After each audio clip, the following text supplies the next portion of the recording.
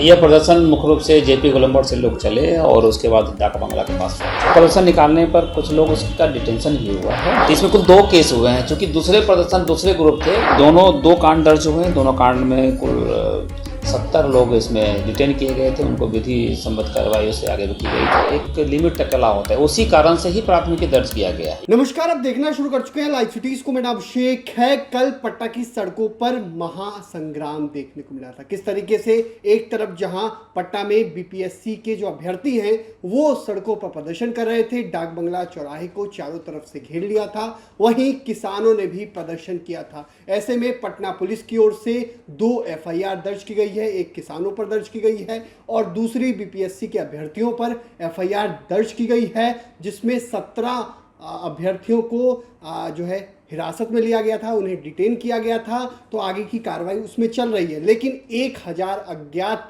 जो प्रदर्शनकारी हैं उन पर एफआईआर दर्ज की गई है और आगे की कानूनी कार्रवाई की जा रही है। पूरे मामले को लेकर लॉ एंड ऑर्डर जो डीएसपी हैं वो क्या कुछ बता रहे हैं, पहले आप वो सुनिए। देखिए, 25 अगस्त को एक स्टूडेंट यूनियन के माध्यम से एक प्रदर्शन हुए थे, जिसमें कई संगठन के लोग थे और उसके अतिरिक्त जो संगठन से नहीं भी जुड़े हुए थे उनके भी द्वारा लेवल प्रदर्शन की गई।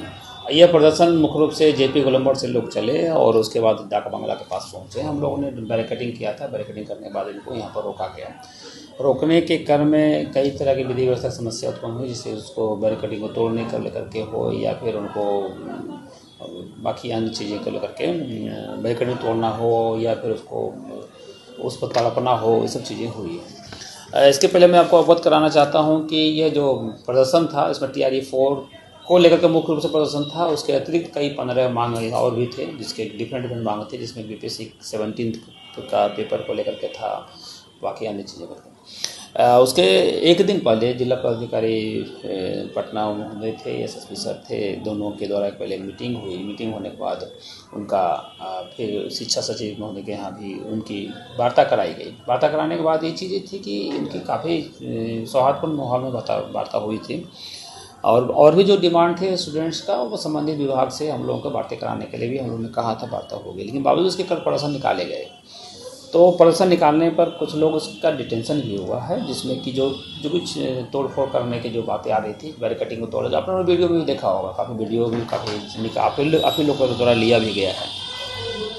तो इसमें कुल 2 केस हुए हैं, क्योंकि दूसरे प्रदर्शन दूसरे ग्रुप थे जो कि आर ब्लॉक आपका फ्रेजर रोड तरफ से जो डाक बंगला तरफ आए हैं, उसमें किसान के भी ग्रुप आए थे, जिनका मांगना था कि जो हर जगह सैटेलाइट टाउन वगैरह जो बनने की बात है, तो उसमें बिहार के कई जगह से लोग आए थे, जिन्होंने कहना था कि ज़मीन वगैरह हमारी बिक्री पे कुछ समस्या हो रही है और उन्होंने काफ़ी उग्र रूप से प्रदर्शन कर रहे थे। तो पूरी दोनों 2 कांड दर्ज हुए। दोनों कांड में कुल 70 लोग इसमें डिटेन किए गए थे। उनको विधि सम्मत कार्रवाई से आगे की गई। जिनको PR वगैरह जो होती है 41 का जो लाभ होते हैं CRPC का, जो BNS 35 को लाभ होते हैं, उसके तहत हम लोगों ने किया है आगे कार्रवाई।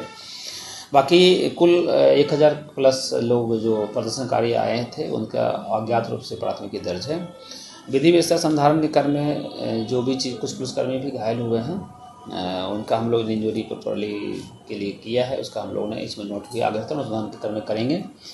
आपके माध्यम से एक अपील यही है कि जब भी कोई प्रदर्शन से हो तो कृपया शांति बनाए रखें। प्रशासन आपके लिए जो भी कर सकती है वो निश्चित रूप से हमेशा करती है और अभी आगे करेगी, लेकिन शांति में किसी तरह का भंग नहीं हो, क्योंकि लगातार रोड जाम होने से डाक बंगला चौराहा काफ़ी व्यस्तम चौक है और यहाँ पर लंबी देर तक रोड जाम होने से काफ़ी जन व्यवस्था प्रभावित हो जाती है। गाड़ियाँ काफ़ी स्टक कर जाते हैं, बच्चे उसमें रहते हैं, स्कूल के एम्बुलेंस रहते हैं, जो महत्वपूर्ण मार्ग है, तो एम्बुलेंस को भी रूट डाइवर्ट करना पड़ता है। कहीं न कहीं एम्बुलेंस का अवधि बढ़ जाता है और उसमें मरीज होते हैं, तो उसका एम्बुलेंस को हम लोग कम समय में उसको हॉस्पिटल पहुंचाना होता है। लेकिन जाम होने के कारण से अगर रूट डाइवर्ट करते हैं तो उसके असर काफ़ी गंभीर पड़ता है और पेशेंट को भी पहुंचने में विलम्ब होती है। तो ये सब चीज़ें को ध्यान देने का आवश्यकता है। मेरा आपके माध्यम से ही अनुरोध है कि इस चीज़ को भविष्य में ध्यान देंगे। तैयार हुए हैं, जिसमें कि जो कांड संख्या 631-26 है, जिसमें 41 लोग नामजद हैं। इसमें करीब 1000 के आसपास अज्ञात हैं। और कांड संख्या 630-26 जिसमें 37 लोग नामजद हैं, 37 लोग भी डिटेन किए गए थे, बाकी अज्ञात हैं। पुलिस पे पथराव भी किया गया था, हमला भी किया गया है, इसको कैसे देख रही है पटना पुलिस? आप लोगों को मैंने स्पष्ट रूप से इसीलिए मैंने आपसे रिक्वेस्ट किया था, क्योंकि आपने देखा था कल कि उस तरफ से पत्थर के छोटे छोटे टुकड़े कभी जो मिल रहा था उसी से पथराव कर रहे थे। तो ये तरीका नहीं है आंदोलन करने का। आंदोलन कभी भी शांतिपूर्ण होती है और एक लिमिट तक अलाउ होता है। उसी कारण से ही प्राथमिकी दर्ज किया गया है। ये प्राथमिकी दर्ज किए जाने का मूल कारण ही यही है कि उनके द्वारा उग्र प्रदर्शन और उनके द्वारा विधि व्यवस्था को चैलेंज करना, विधि व्यवस्था का समस्या उत्पन्न करना, उसी कारण से प्राथमिकी दर्ज हुए हैं। ये कल दो प्रदर्शन था, एक किसान का और एक स्टूडेंट का, तो एफआईआर दोनों पे हुआ है कि एक ही?